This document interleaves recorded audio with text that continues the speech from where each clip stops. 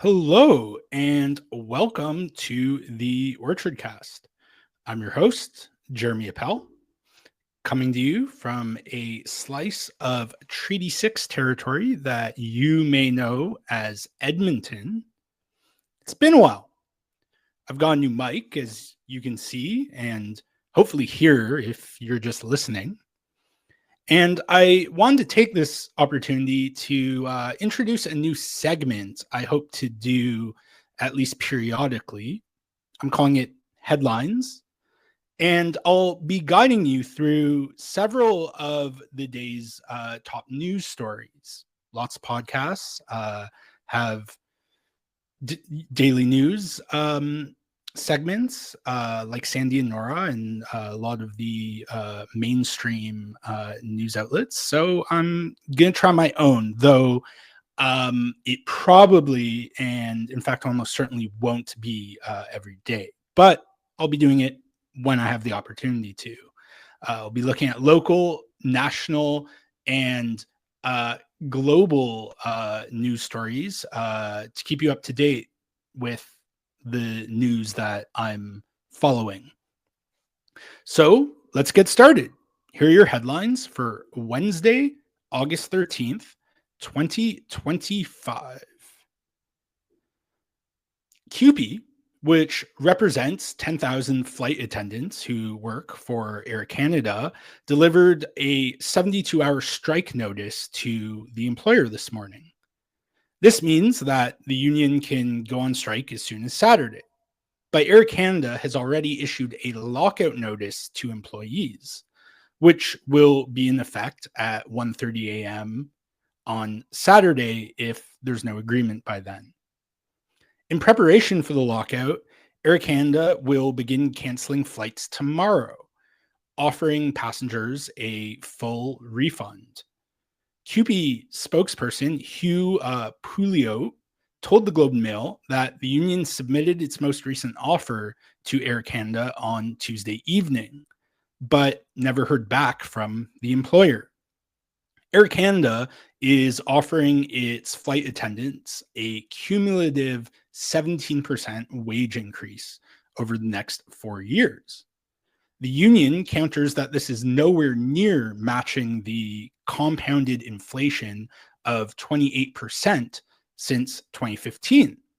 That's the year when CUPE negotiated its previous contract with Air Canada for its flight attendants.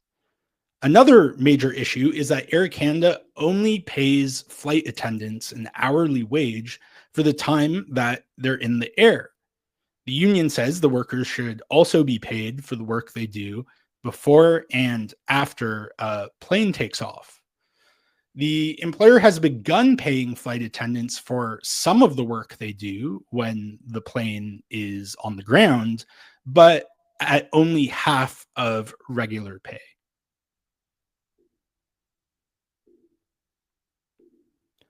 The streets are relatively quiet in Washington, D.C., a day after U.S. President Donald Trump deployed hundreds of members of the National Guard and took over the local police force to combat what he falsely claims is out of control crime.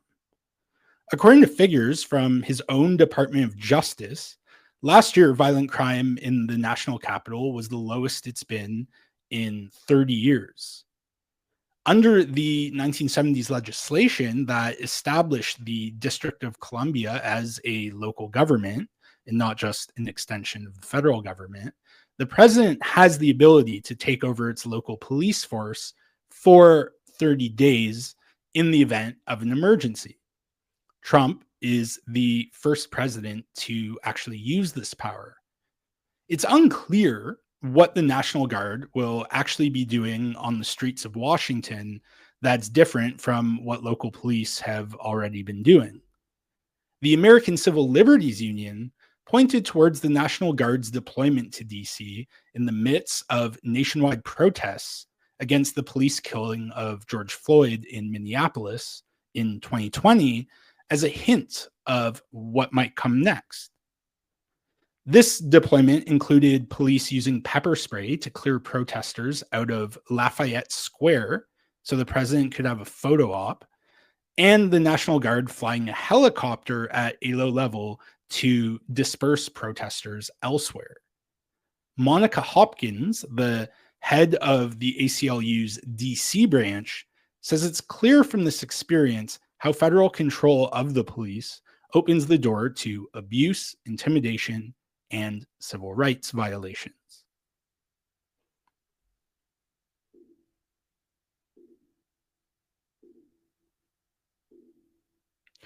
UK government spends millions to cover up Afghan data breach.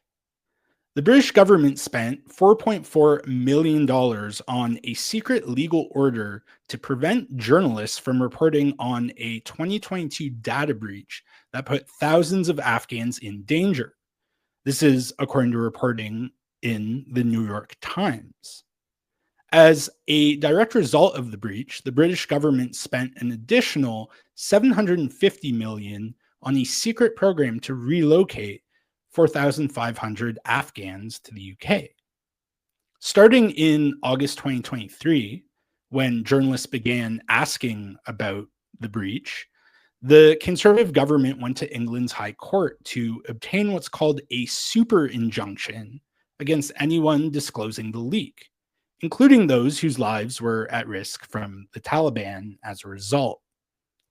The legal order, which was granted, was lifted in July 2025 by Justice Martin Chamberlain, who says this was the first instance of a super injunction granted against the entire public. This raises major concerns about the state of freedom of expression and freedom of the press in the UK. The breach occurred when a member of the British military emailed someone from outside the military a spreadsheet with details of almost 20,000 Afghan troops, police officers, and others seeking refuge in Britain after the Taliban takeover in 2021. More than a year later, the spreadsheet was posted to Facebook, leading journalists to inquire about it. RSF kills more than 40 people in Darfur refugee camp. The Rapid Support Forces paramilitary group in Sudan attacked a famine-ravaged displaced persons camp on Monday, killing at least 40 civilians. The RSF militants invaded the Abu Shuk camp, shooting people in their homes and on the streets, according to local first responders. Civilians were both directly targeted and killed by stray bullets. Abu Shuk is located on the northern outskirts of El Fasher, the only major population center in the western Darfur region that remains controlled by the Sudanese military, which the RSF has besieged since May 2024. The war between the Sudanese state and the RSF has killed tens of thousands of people and displaced millions, creating what the UN has called the world's largest displacement and hunger crisis. The conflict has, in effect, split the country in two, with the Sudanese military in control, roughly, of the north, east, and center, and the RSF in control, roughly, of the south and Darfur.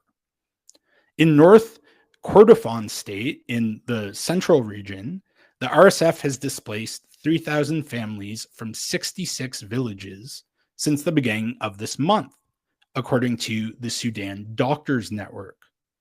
These attacks have involved looting and the theft of money and livestock, according to the Doctors Network, and killed at least 18 people, according to UN figures.